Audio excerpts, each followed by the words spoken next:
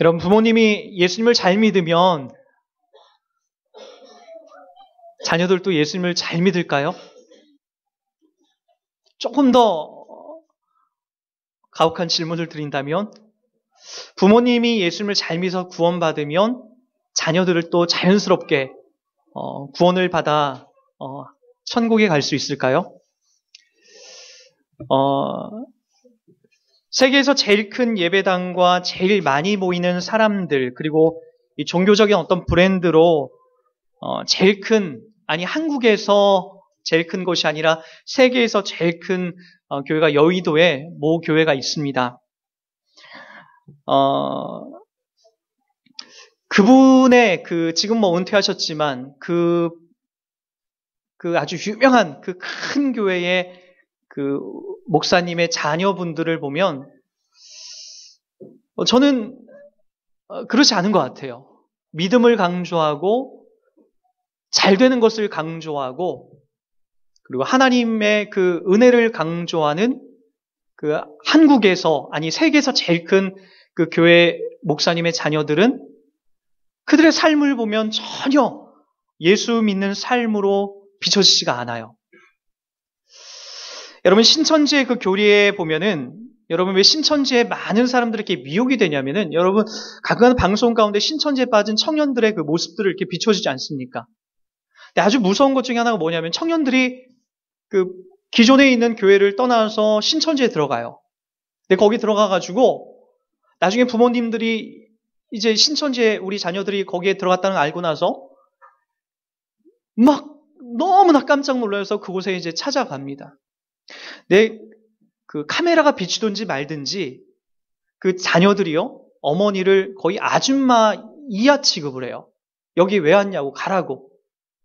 야, 너 내 딸 맞냐? 라고 해도 전혀 아주 가혹하리만큼 부모님을 박차고 매몰차게, 심지어는 그런 부모를 고소까지 합니다. 신천지예요. 근데 신천지 교리 중에 그런 교리가 있어요. 너만 잘 믿으면, 너만 잘, 이제 이 교리적인 깨달음, 이만이라는 보혜사의 어떤 그 은혜를 너희가 알아서 그 14만 4천이라는 숫자에 들어가고 거기에 포함되면은 너의 자녀들, 그리고 너의 부모님들도 자연스럽게 저 천국에 갈 수 있다. 신천지의 나라에 들어갈 수 있다라고 그런 교리를 설파합니다.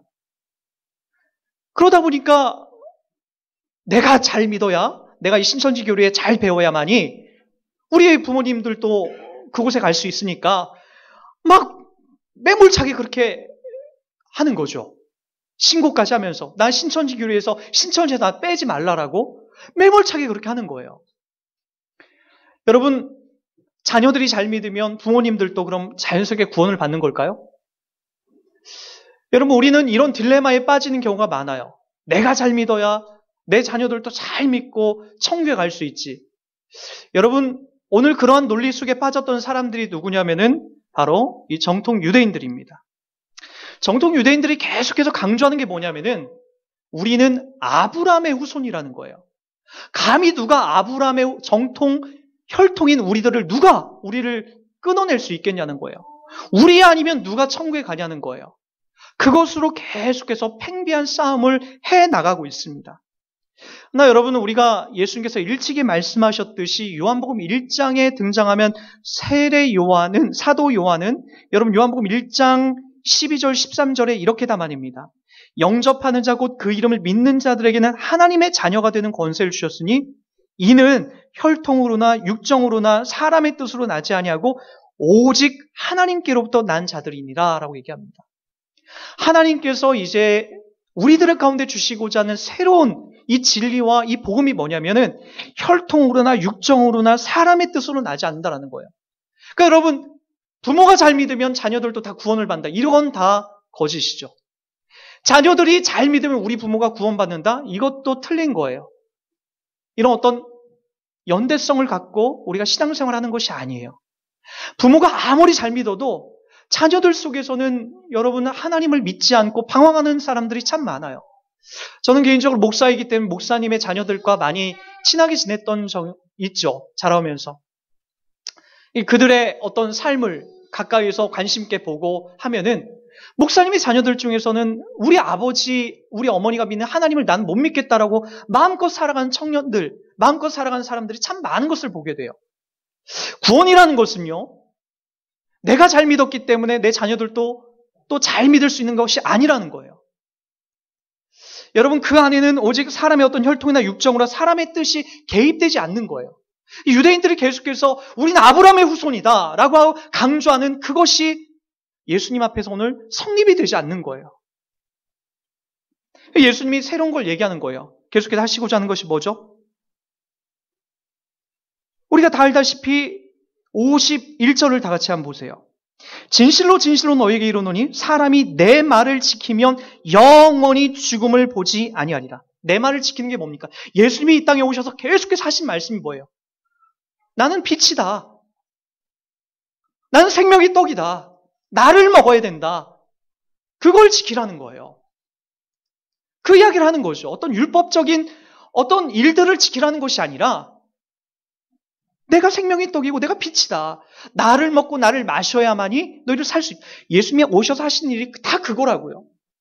그 안에서 여러분들이 그것을 지키면, 그것을 깨달아 하나님의 뜻 가운데 살아가는 사람들에게는 영원히 죽음을 보지 아니하리라 라고 이야기를 하는 거죠. 로마서 3장 27절부터 28절에 동일한 말씀합니다. 그런즉 자랑할 때가 어디 있느냐? 있을 수가 없느니라. 무슨 법으로냐? 행위로냐? 아니라 오직 믿음의 법으로니라.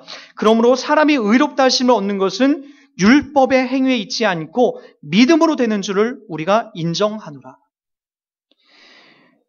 여러분, 그러나 유대인들은 계속해서 강조하지만 혈통을 강조합니다. 이들이 아브라함의 후손이고 아브라함의 혈통을 이어받은 자로서 그것을 계속해서 자부하고 나온 것을 볼 수가 있습니다. 여러분, 그래도 우리 집안에 목사가 있고 장로가 있는데 여러분, 이것으로 우리 신앙도 어물쩍 넘어가면 안 됩니다.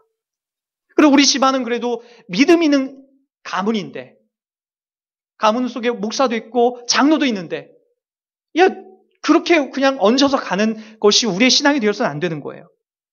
내가 아브라함의 자손이라는 것에 이 유대인들의 어떤 자랑거리, 그들의 어떤 구원의 방편을 삼는 것은 예수님이 이 땅에 오셔서 하시고자 하는 참된 진리와 복음이 아니에요. 그럼에도 불구하고 예수님과의 대화 속에서 계속해서 이들이 아브라함을 강조하는 이유가 뭡니까? 예수가 하는 말에 자기는 동의를 못하겠다라는 거예요. 그리고 그냥 우격다짐식으로 유대인들이 내뱉는 말이 그냥 나는 아브라함의 후손이니까 다른 거 다 절사하고 나는 구원받는다 라고 하는 내용으로 그들은 싸움에 나갑니다. 33절을 보세요. 32절에 예수께서 진리를 알지니 진리가 너희를 자유롭게 하리라. 진리가 너희를 자유롭게 하리라. 진리 대신 예수가 내가 너희를 자유롭게 하리라 라고 한 이 말씀 앞에 그들이 따지고 들어온 것이 33절입니다. 그들이 대답하되 우리가 아브라함의 자손이라 이렇게 얘기를 해요. 또 39절을 보세요. 대답하여 이르되 우리 아버지는 아브라함이라. 계속해서 이들이 강조하는 것이 혈통이 아닌 진리로 예수를 인한 구원을 설명하는 예수 앞에서 계속해서 이들은 혈통과 자기의 가문과 그리고 자기가 지금 유대인의 아브라함의 후손인 것을 그들은 자랑합니다. 그러나 예수님이 오늘 계속해서 얘기하고 있는 것은 그 자리에선 너희들에게 구원이 없다라는 거예요. 그랬더니 48절을 보세요. 이들이 또 얘기합니다. 유대인들이 대답하여 이르되 우리가 너를 사마리아 사람이라 또는 귀신이 들렸다는 말이 옳지 아니하느냐. 이젠 더 이상 예수님을 뭐라고까지 얘기하냐면 너 귀신 들렸다. 미치지 않고서야 어떻게 네가 이런 말을 하느냐. 우리는 아브라함을 배워왔고 아브라함 안에서 우리가 구원받았다라고 하는 것을 이야기하고 있는데 너는 왜 너 자신을 믿어야 구원을 받는다라고 그리고 너의 어떤 네 안에 있어야만 영원한 영생을 얻는다 하느냐. 너는 우리 유대인들이 정통적으로 내려오는 유대인들이 내려오는 그런 유대인의 유전이 아니라 저 사마리아 이방인 사람과 같다. 사마리아인과 같다라고 얘기를 합니다. 그리고 또 하나 두 번째가 뭐죠? 귀신이 들렸다. 이건 미쳤다라는 얘기예요. 더 이상 너와는 얘기할 어떤 힘이 없다. 가망성이 없다라고 하는 것으로 흘러가기 시작하는 거죠. 그래서 예수님이 이제 무엇에 대해서 얘기하냐면은 도대체 아브라함은 그럼 무엇이냐? 그래서 여러분 우리가 다 알다시피 아브라함에서 계속해서 얘기하니까 도대체 아브라함이 무엇을 바라고 지금까지 왔느냐라는 것을 주님이 오늘 설명해 줍니다. 우리 56절을 우리 한번 뛰어넘어가서 56절 한번 가보도록 하겠습니다. 56절 다 같이 봅니다. 너희 조상 아브라함은 나이 때 볼 것을 즐거워하다가 보고 기뻐하였느니라. 계속해서 아브라함에 관한 이야기를 하니까 아브라함에 대해서 얘기하니까 오늘 예수님이 궁극적으로 좋아. 아브라함에서 그러면 한번 따져보자. 아브라함은 도대체 너희들이 믿고 너희들이 좋아하고 너희의 조상이라고 하는 이 아브라함은 어떤 걸 믿고 따랐느냐. 그걸 오늘 누가? 예수님이 그들에게 가르쳐 주려고 하는 거예요. 오늘 56절을 다 같이 보세요. 오늘 이 본문 속에 우리가 가장 중심을 두고 이 본문을 우리가 잘 풀어가야 됩니다. 자, 보세요. 너희 조상 아브라함은 보세요. 나의 때 볼 것. 나의 때 볼 것이라고 해요. 나가 누굽니까? 예수죠. 예수 때에 볼 것을 즐거워하고 보고 기뻐했느냐라고 얘기합니다. 아브라함은 예수님보다 2000년 전에 있는 사람이에요. 그죠? BC 2000년 전에 어디에서 태어나죠? 갈대아 우르에서 태어나요. 지금으로 따지면은 그 이라크 남단 지역이에요. 갈대아 우르 지역에서 그가 태어납니다. 근데 여러분 아브라함은 여러분 어떤 사람이었나요? 맨 처음에? 이 본문을 이야기하기 위해서 우리 아브라함의 이야기를 꼭 봐야 됩니다. 아브라함은 여러분 알다시피 태어날 때부터 그의 아버지가 막 예배를 드리고 하나님을 막 경배하고 그리고 막 신실하게 하나님 앞에 이런 어떤 삶으로 하나님 앞에 올려드렸던 사람이 아니에요. 여러분 여호수아서 24장 2절과 3절에 보면은 아브라함의 과거 행적에 대해서 그의 가족의 행적에 대해서 이렇게 얘기합니다. 여호수아가 모든 백성에게 이르되 이스라엘이 하나님 여호와께서 이같이 말씀하시기를 옛적에 너희의 조상들 곧 아브라함의 아버지 나홀의 아버지 데라가 강 저쪽에 거주하여 다른 신들을 섬겼으나 내가 너희의 조상 아브라함을 강 저쪽에서 이끌어내어 가나안 온 땅에 두루 행하게 하고 그의 씨를 번성하게 하려고 그에게 이삭을 주었으며 라고 얘기합니다. 여러분 아브라함의 아버지가 뭐하고 있었다고요? 강 저쪽은 어디입니까? 요단강을 말하는 거예요. 요단강을 건너서 강 저쪽 갈대아 우르에서 이들이 뭘 하고 있었다라고요? 그의 아버지가? 갈대아 우르 지역은 우상을 만들어내는 지역이에요. 반달신, 그곳에 풍요를 기원하는 그 우상을 만들어서 판매를 하는 사람이 바로 누구였다라고요? 아브라함의 가족이었다라고요. 아브라함은 태어날 때부터 믿음을 갖고 신실하게 하나님을 섬기는 가정이 아니었어요. 어떤 가정이었다라고요? 우상을 만들어냈다라고요. 소위 말해서 무당집에 제공하는 그러한 상들, 더러운 것들을 만들어낸 집안이 누구였냐면 아브라함의 가정이었다라고요. 근데 그곳에서 누가? 어느 날 하나님께서 그에게 하나님이 개입하기 시작했던 거죠. 우상을 만드는 집안은요, 대대로 우상을 만들어 가야 돼요. 중간에 갑자기, 난 우상을 아니고 난 그냥 하나님을 이렇게 할 수 없다라고. 우상을 만들어낼 수밖에 없는 가문 속에서 계속해서 그것을 대대손손 그것을 만들어내야 된 집안이 바로 아브라함의 집안이었어요. 그런데 누가 개입을 한 거죠? 하나님이 개입하신 거예요. 하나님이 개입하셔서 누구를? 아브라함을 불러낸 거죠. 그가 태어날 때부터 좋은 믿음을 갖고 있었던 게 아니라 하나님이 개입하셔서 우상을 만드는 그에게 하나님이 개입하셔서 그를 건져낸 거예요. 아브라함이 착하고 믿음이 있고 그리고 좋은 일을 많이 해서 그를 건져낸 것이 아니라 우상을 숭배하고 우상을 만드는 그 자리에서 바로 하나님이 일방적으로 그에게 개입하셔서 그를 건져냈던 거죠. 그러고 나서 아브라함의 인생 속에 하나님이 약속하셨던 게 뭐죠? 창세기 12장 1절과 2절과 3절이에요. 그게 뭡니까? 여러분 다 알다시피 아브라함에게 약속했던 세 가지가 뭐예요? 너에게 하늘의 별과 땅의 모래알처럼 많은 민족을 너에게 주겠다. 국민이에요. 그리고 그가 주권을 가져요. 하나님을 믿는 내 백성이 되겠다. 하나님을 믿는 주권을 가져요. 그리고 또 뭘 가져? 너에게 많은 땅을 주겠다. 영토를 갖게 되는 거예요. 하나님의 나라가 형성이 되는 거예요. 이게 뭡니까? 국민, 주권, 영토예요. 나라가 형성되기 위한 가장 기초적인 일들을 하나님이 허락하신다라는 거예요. 근데 창세기 12장에 뜬금없이 이 이야기가 나온 것이 아니에요. 여러분 한번 잘 보세요. 창세기 12장까지 나왔던 이야기의 패턴을 보면은 여러분 아주 중요한 하나님의 이야기가 창세기 12장까지 진행이 됩니다. 창세기의 총 4가지의 12장까지 중요한 패턴의 이야기가 흘러가는데 가장 중요한 게 뭐죠? 아담과 하와가 하나님 앞에 범죄한다라는 거예요. 그들은 가장 가까이서 작은 죄를 범합니다. 선악을 알게 하는 과일을 따먹어요. 그래서 그들이 타락하게 되죠. 그런데 타락하고 나니까 그들이 타락하는 것으로 끝나지 않고 하나님이 개입하셔서 그들에게 뭘 해입히시죠? 여러분 창세기 그 이야기를 잘 보세요. 짐승을 죽여서 그들의 부끄러운 부분을 가려요. 그들의 죄를 가리기 위해서 하나님이 짐승을 죽여서 그들의 부끄러운 부분을 가려서 그들을 살려냅니다. 두 번째가 뭐죠? 그들에게서 자식이 태어나게 되는데 가인과 아벨이 태어납니다. 가인과 아벨이 태어나는 것은 어떤 의미죠? 그들에게 더 큰 하나님의 영역들을 허락하신다라는 거예요. 삶의 영역들을 아담과 하와를 넘어서 더 큰 가족 중심으로 그들이 형성이 돼요. 가족 중심 속에서 어떤 일이 벌어지게 되죠? 가인이 동생을 쳐 죽입니다. 하나님 왜 아벨의 제사를 받고 내 제사를 안 받죠? 그의 분노가 치밀어서 동생을 들에서 돌로 쳐 죽여요. 그런데 여러분 그러고 나서 끝나는 것이 아니라 하나님이 또 찾아오셔서 가인을 향한 긍휼의 은혜를 사역을 베풀어 나가십니다.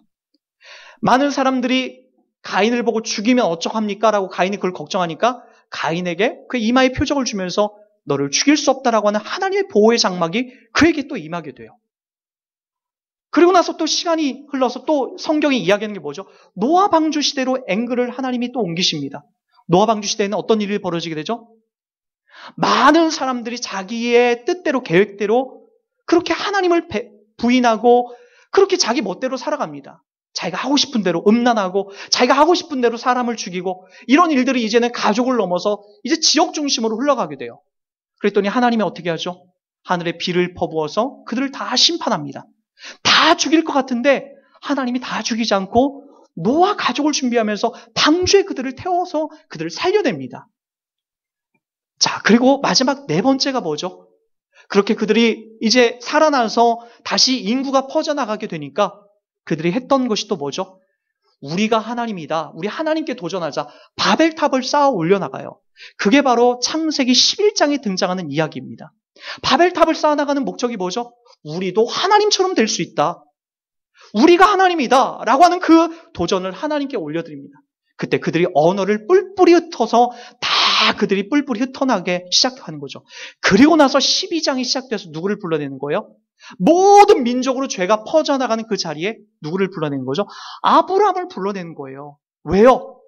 지금까지 하나님까지 3가지 패턴, 아담과 하와가 범죄하고도 하나님께서 그들을 덮으시고 가인이 범죄한 다음에도 그들을 덮어내시고 그리고 노아 시대에 많은 사람들이 다 범죄했음에도 하나님 노아 방주를 준비해서 그들을 살려내시고 그들에게 또 우리가 하나님처럼 도전하자라고 하는 바벨탑을 쌓으려 갔던 그들의 마음과 그들의 삶을 하나님이 다 엎으시는 것 같지만 아브라함을 준비하셔서 그들을 살려내는 작업을 하시려고 아브라함을 준비시켜서 그들을 끌어내시는 거죠.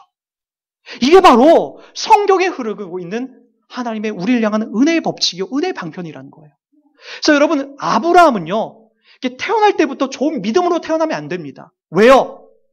그도 범죄하고 가장 악한 죄를 짓고 우상을 숭배하는 그런 자리에 있어야만이 하나님께서 그를 은혜의 법칙으로 그렇게 불러내고 있다는 것을 확인할 수 있게 되는 거예요. 여러분, 아브라함의 인생 속에서도 계속해서 이것이 나옵니다. 아브라함은 그 이후에도 실수를 연발을 해요. 가나안 땅에 하나님이 들어가라 했지만 들어가지 않습니다. 저 애굽에 가서는요, 자기 아내를 자랑스럽게 여기지 아니하고 누구라고 하죠? 자기 누이라고 합니다. 그래서 저 바로 왕에게 자기 아내를 상납하려고 해요. 성상납하려고 해요. 그게 누구였냐면 아브라함이었어요. 그 이후에도 어떤 일이 벌어지게 되죠? 하나님이 분명히 너의 아내를 통하여서 사라를 통해서 너에게 자식을 줄 것이다. 이삭을 줄 것이다 라고 했지만 아브라함은 그것을 고지고대로 믿지 않아요. 여러 번 그것을 의심하고 결국엔 어떻게 하죠? 자기의 몸종이었던 하갈을 통해서 바로 하나님이 원하는 씨가 아닌 다른 씨를 얻게 됩니다. 그게 바로 이스마엘이에요. 여러분, 그러한 자리로 가고 있던 아브라함에게 하나님이 다시 한번 개입하시죠. 뭐라고 하시죠? 네 아내 사라를 통하여서 자식을 갖게 될 거다. 다시 한번 그를 밖으로 불러내서 저 하늘의 별같이 바다의 모래알같이 네 안에 사라를 통해서 나게 할 것이다. 그런데 희한하죠. 그때 사라는 생리가 끊어졌어요. 더 이상 아기를 가질 수 있는 그런 몸으로서 그가 갖고 있지 않았다라고요. 아브라함의 나이는요, 99세가 됐어요. 사라는 생리가 끊어져서 더 이상 아기를 가질 수 없고, 아브라함도 이제 노인네가 돼서 더 이상 그 어떤 것을 만들어낼 수 없는 그런 자리로 흘러가고 맙니다. 근데 희한하죠? 하나님이 없는 것 가운데서도 있게 하시고, 있는 것도 없게 하신 그 하나님이 개입하시자마자 어떤 일이 벌어지게 되죠? 생리가 끊어진 그 사라에게 아기가 들어가기 시작한다는 거예요. 아브라함은 거기서 뒤집어져요. 하나님이 어떤 분인지를 그제서야 배우는 거예요. 내가 지금 일평생 만들어왔던 우상과는 뭐가 다른지를 그제서야 배운 거예요. 우상은요, 아기가 한 생기면 갖다 빌어야 되거든요. 치성을 드려야 돼요. 우리 예전에 어머니들도 다 그랬잖아요.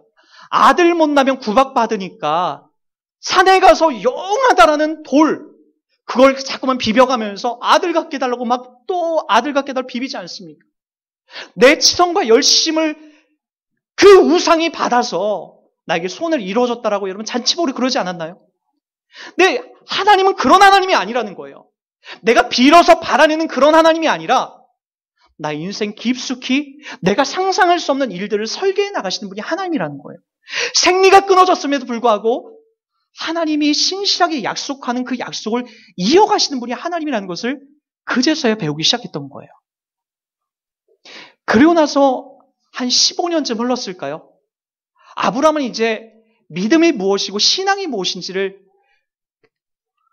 예수님이 오시기 2000년 전에 이미 배웠어요. 하나님이 어떤 분인지, 종교적이지 않고 그 하나님이 나에게 어떤 일을 하시는지 그제서야 배웠어요. 그러고 나서 어떤 일이 벌어지게 되죠? 하나님이 어느 날 갑자기 그런 음성이 들립니다.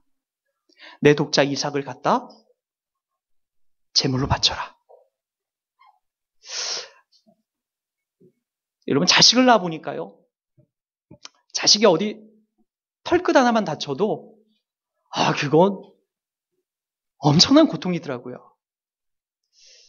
조금만 열이 나도 그거야 한 내가 10배를 더 아팠으면 아팠지, 자식들이 아픈 거는 참 어려워요. 그러면서 제가 느끼는 게 우리 어머니도 이랬겠구나, 우리 아버지도 이랬겠구나. 아브라함은 100세에 자기 자식을 낳거든요. 이삭 한 명을 낳아요. 하나님이 어느 날 그 100세 낳은 자식을 갖다 바치래요.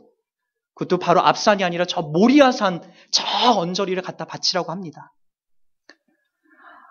아브라함은 희한하게 성경에 그 전에는 막 대들기도 하고 따지기도 하고 하나님 앞에 순종도 안 하더니 그 이야기를 듣고 그냥 짐 챙겨서 그냥 떠나요. 3일 길을 막 떠나요.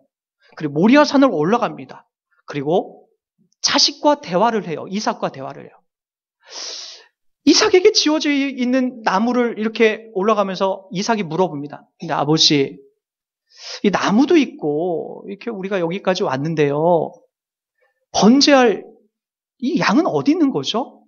그때 아브라함이 창세기 22장에 이렇게 얘기합니다. 아브라함이 이르되 내 아들아, 번제할 어린 양은 하나님이 자기를 위하여 친히 준비하시리라 하고 두 사람이 함께 나아가서, 아들아, 번제할 어린 양은 하나님이 자기를 위하여 친히 준비하시리라. 모리아산에 다 올라와서 나무를 쌓아놓고 거기에 갑자기 15살 정도 아주 이제 멋있게 큰 그 아이를 결박하여서 그곳에 올려놓습니다. 그리고 칼을 들어서 정말 그 아이를 죽이려고 해요. 아브라함에게는 어떤 믿음이 있었을까요? 한번 잘 생각해 보세요. 이거 하나님이 얘를 갖다 바치면 하나님 기뻐하시기 때문에 얘를 갖다 바칠까요? 가끔 정신 나간 엄마 아빠들이 이상한 종교에 빠져서 그렇게 하는 분들이 있더라고요. 하나님이 그런 인신 제사를, 사람 죽이는 것을 정말 기뻐할까요? 아브라함에게는 그걸 배운 거예요. 지금까지. 하나님은 설령 내가 얘를 여기서 죽인다 할지라도 누구를 통해서 이 약속을 이어간다라고 했죠? 이삭만을 통해서 이 약속을 이어간다고 했어요. 아브라함의 전 인생 속에서 그걸 배운 거예요. 하나님은 다른 우상이나 다른 종교와 같은 그런 사람이 아니다. 그런 분이 아니다. 그 하나님은 없는 것도 있게 하고 무에서 유를 창조하신 분이다. 설령 내가 이삭을 갈기갈기 찢어 죽인다 할지라도 하나님은 신실하신 분이기 때문에 이 이삭을 살려낼 수 있다. 기꺼이 그 자리에서 칼을 들을 수 있었던 거죠.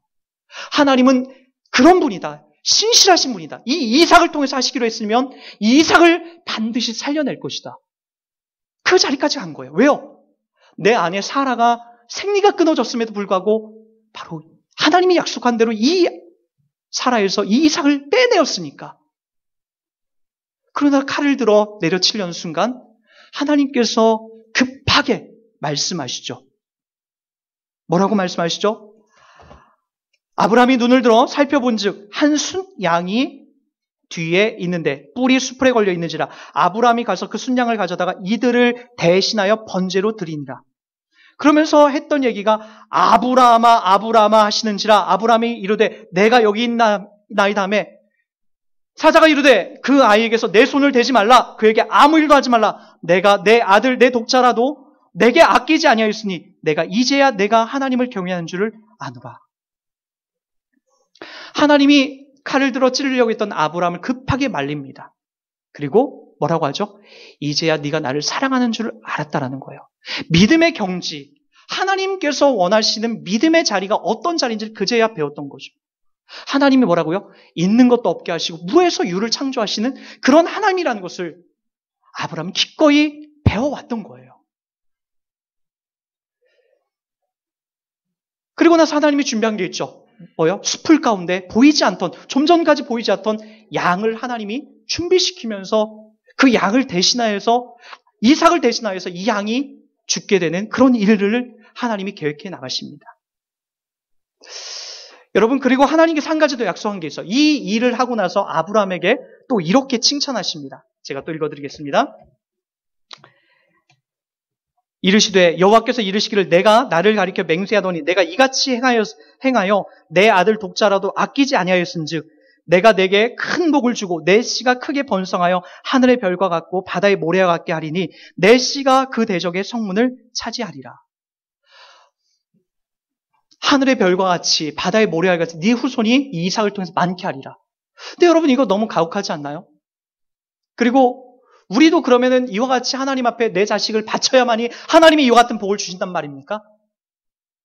그러나 여러분 아브라함 믿음이 없을 때 창세기 12장에 맨 처음에 부름받았을 때 땅과 주권과 국민의 이 하나님 나라의 약속을 받았을 때 아브라함이 아무런 믿음 없고 아무것도 행하지 않았을 때 아브라함에게 했던 약속이 뭐죠? 너의 자녀를, 너의 후손을 하늘의 별과 같이 바다의 모래알 같이 많게 하겠다는 얘기는 그가 맨 처음 하나님을 믿기 시작했을 때부터 그리고 여기 독자 이삭을 하나님 앞에 갖다 바쳤을 때와 똑같은 약속을 이어나가고 있습니다.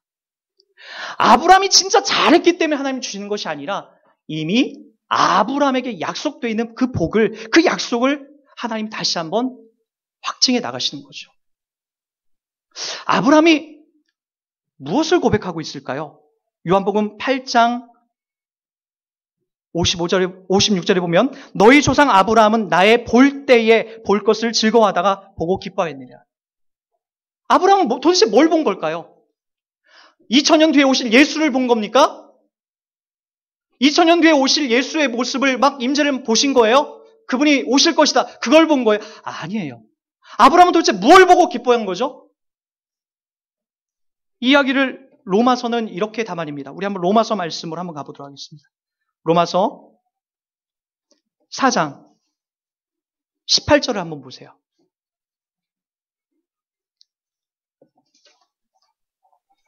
다 같이 봅니다. 4장 18절 다 같이 봅니다. 시작. 아브라함이 바랄 수 없는 중에 바라고 믿었으니 이는 내 후손이 이 같으리라 하신 말씀대로 많은 민족의 조상이 되게 하려 하심이라. 그가 100세나 되어 자기 몸이 죽은 것 같고 사라의 태가 죽은 것을 같음을 알고도 믿음이 약해지지 아니하고 믿음이 없어 하나님의 약속을 의심하지 않고 믿음으로 견고하여져서 하나님께 영광을 돌리며 약속하신 그것을 또한 능히 이루실 줄을 확신하였으니. 아브라함이 봤던 건 도대체 뭔가요? 하나님이 하신다라는 거예요. 하나님이 하신다라는 거예요. 바랄 수 없는 중에 바라는 것. 아브라함이 소망할 수 없는 걸 소망한 거죠. 뭐죠? 그 하나님은 하신다라는 거예요. 하나님이 우리를 잘한 사람에게 복을 주시고 못한 사람에게 벌을 주시는 그런 하나님이 아니라는 것. 왜냐? 아브라함이 지난 살아온 인생을 보니까 내가 한 거는 우상을 만들어내고 하나님을 부인하기도 하고 사라를 내가 죽을까 봐 애굽의 성노에게로 내가 주려고 했고 그리고 하나님을 부인하고 하나님의 약속을 계속해서 의심했던 것이 아브라함이었거든요. 그럼에도 불구하고 하나님은 신실하게 하나님이 약속한 것 이삭을 주시마라고 한 약속을 이어나가시고 하나님의 계획을 성실하게 이어나가는 것을 봤거든요. 그게 누구라고요? 하나님이라고요. 바랄 수 없는 중에 바라는 그 하나님. 아브라함이 그걸 보고 기뻐한 거죠. 그렇구나. 하나님이라는 것은 내가 못하고 부족해도 하나님의 주권과 계획을 갖고 그분은 성취해 나가시는 거구나. 그걸 보는 거예요. 예수가 이 땅에 오셔서 여러분들에게 하신 가장 중요한 자리가 뭐죠? 여러분을 경쟁시키던가요? 저랑 우리 오병석 전사님이랑 우리 이영석 전사님이랑 누가 설교 잘하나 경쟁시키는 건가요? 누가 우리 중에 돈이 많나 경쟁시켜서 1등한 사람 구원하겠다라고 하는 것이 주님의 약속인가요? 최근에 그 신천지들은 본인들이 20만 명이 넘다라고 해요. 자기네들의 20만 명이 넘어요. 근데 14만 4천 명만 그 신천지에, 새천지에 들어가니까 시험을 봤대요. 이만희가 시험을 내서 20만 명이 동시에 시험을 봐서 14만 4천 명만 그 시험에 합격한 사람만 천국 백성으로 인정을 하고 나머지는 탈락시키는 그리고 웃지 못할 아주 개그 콘서트보다 더 재미있는 일들이 벌어지고 있어요. 여러분을 경쟁시켜서 잘한 사람만 구원해내는 게 우리의 기독교던가요? 아니라니까요. 하나님은 맨 처음부터 아담과 하와를 만드시고 그리고 오늘 우리가 읽은 아브라함에 관련된 이야기를 통해서도 보고 그 모든 것이 하나님의 은혜의 법칙으로 이끌어가는 거예요. 구약의 백성들은 여러분 율법을 잘 지켜서 구원받은 게 아니라 하나님의 은혜, 하나님께서 긍휼과 자비로 그들을 사랑하시고 선택하신 그 은혜 속에서 그들이 구원함을 받게 된 거예요. 그래서 여러분 오늘 우리 가운데도 이렇게 얘기하는 거죠. 로마서 4장 23절, 24절을 보세요. 다 같이 읽습니다. 시작. 그에게 의로 여겼다 기록된 것은 아브람만 위한 것이 아니요 의로 여기심을 받을 우리도 위함이니 곧 예수 우리 주를 죽은 자 가운데 살리신 이를 믿는 자니라. 예수는 우리가 범죄한 것 때문에 내어줌이 되고 또한 우리를 의롭다 하시기 위하여 살아나셨느니라. 어떤 의미인지 알겠습니까? 아브라함이 받던 것이 왜 기쁨으로 받는 것이 뭔지 알겠습니까? 그분이 우리를 내가 한 것대로 평가하지 않고 판단하지 않는다라는 거예요. 나는 우상 숭배를 했지만 그대로 나를 징벌하지 않고 나를 죽이지 않고 하나님의 백성으로 구원하셔서 하나님의 자녀로 섬겨주셨다는 거예요. 그 자리가 아브라함을 아브라함 되게 한 거예요. 우리도 마찬가지라고요. 우리에게도 우리의 의로 여기심을 받은 우리도 위함이다. 곧 예수 우리 주를 죽은 자 가운데 살리신을 믿는 자니라. 그가 의로 여기는 것은 바로 아브라함뿐만 아니라 우리도 동일하게 그 자리에서 우리를 의로 여긴다라는 거죠. 이전에 저는 이러한 은혜의 이야기만 할 때마다 제가 마음속에 계속해서 점여오는 이야기가 하나 있어요. 저희 아버지와 짧게 있었던 한 에피소드예요. 물에 빠져 죽어볼 일이 저희가 한 3-4번 정도 있었어요. 물속에 막 들어갔다 나왔다 한 3번 하면 한데 한 2번째에서 항상 이렇게 살아나고 했던 적이 있었어요. 그날은 이제 제가 살던 지역은 밀물 때만 되면 물이 쭉 이제 들어오는데 물이 썰물 때가 되면 또 물이 쭉 나가는 그런 갯고랑이라고 하는 그런 곳에서 살았어요.